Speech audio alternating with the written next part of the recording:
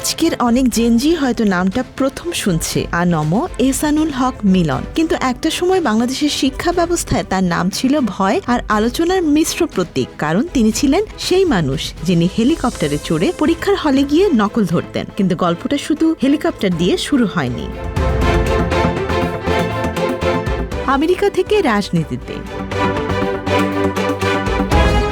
ঢাকা বিশ্ববিদ্যালয়ে কেমিস্ট্রি পড়া মিলন উচ্চশিক্ষার জন্য 1982 সালে আমেরিকায় পাড়ি জমান। সেখানে প্রায় 12 বছর থাকেন, এমনকি মার্কিন নাগরিকত্বও পান। কিন্তু 90-এর দশকের মাঝামাঝি সময়ে তার জীবনের মোড় ঘুরে যায়। দেশে ফিরে রাজনীতিতে নামতে তাকে উৎসাহ দেন সাবেক প্রধানমন্ত্রী খালেদা জিয়া। 1996 সালের নির্বাচনে তিনি চাঁদপুর 1 আসন থেকে বিএনপির প্রার্থী হন এবং প্রথমবারই সংসদ সদস্য নির্বাচিত হন। সংসদে ঢুকেই নাগরিকত্ব বিতর্ক।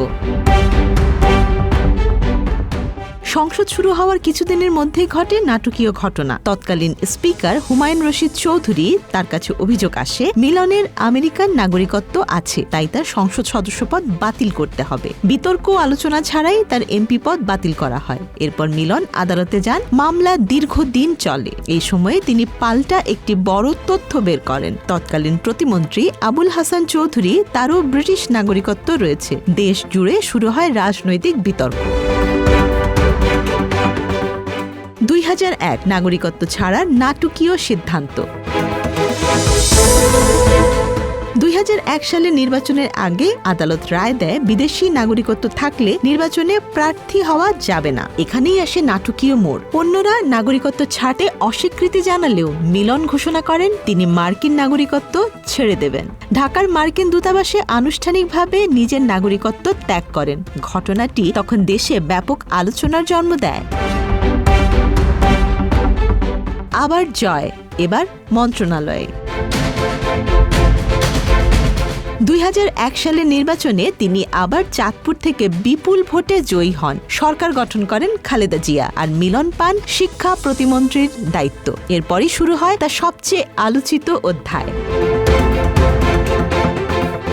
হেলিকপ্টার মিলন যেভাবে হলেন।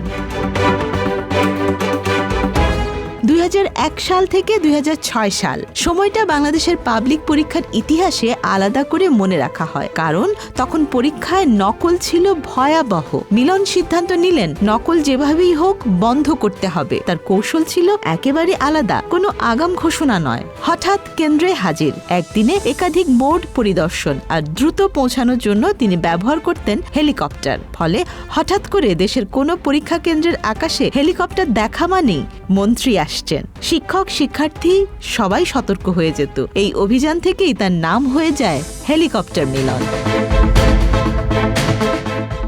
ফল কি হয়েছিল?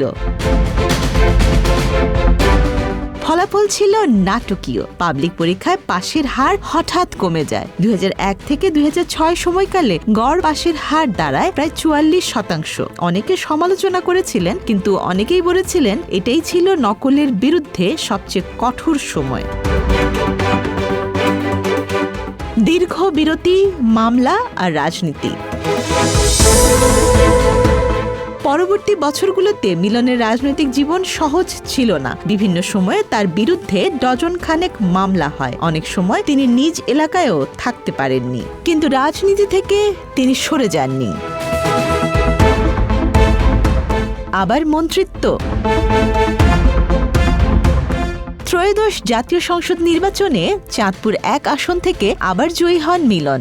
এবার তিনি পূর্ণ শিক্ষামন্ত্রী। প্রধানমন্ত্রী তারেক রহমান তার হাতে দিয়েছেন শিক্ষা ও প্রাথমিক শিক্ষার দায়িত্ব। প্রায় 25 বছর পর আবার একই মন্ত্রণালয়ে। আবার ফিরছে হেলিকপ্টার মিশন।